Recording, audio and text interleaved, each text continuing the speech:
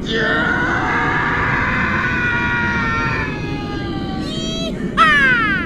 guys! What's up? What's up? Ito ang Golden F-35 aka Lavaplos F-35. Oo mga pre, gumawa ako ng kopya ng jet niya. Gusto ko lang din i-mention si Leime na tumulong sa kanya sa paggawa ng jet na to. At syempre mamaya, ipapakita ko kung paano ko ginawa to. Pero ngayon, papakita ko muna kung ano meron sa jet na to.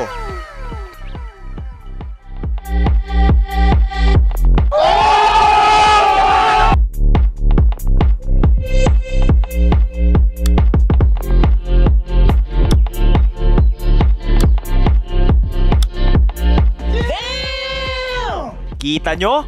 Ayos, di ba? Tignan nyo kung gaano kasmooth tong build ko na to. Ginamit ko yung mga sarili kong technique sa paggawa ng steel jet nose at canopy. Iba din yung ginawa kong style sa pag-build ng mga backpack nito para mas magmukha tong makatotohanan. Parehas din sa mga stabilizers nito. Yung exhaust, tignan nyo, ang init tignan, di ba? Nice. O, di ba? Tignan nyo mabuti ang F-35 ko. Ganda, di ba? Mukhang totoo. At eto yung cockpit, oh. Simple lang, di ba? Pero pansamantala lang yan. Pagagandahin ko pa yan lalo sa lalong madaling panahon. Oh my God! Kasi alam nyo na kung saan pupunta tong design ng jet na to, di ba?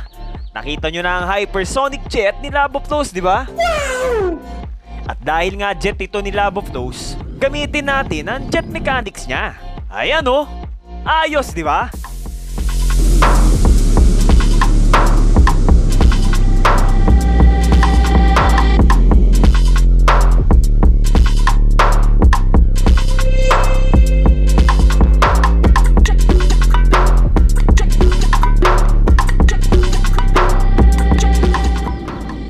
Sana nagustuhan nyo mga boss. By the way, if you are not yet subscribed, please subscribe now and click the notification bell and please like and share the video. Thank you for watching mga pre. Bye-bye!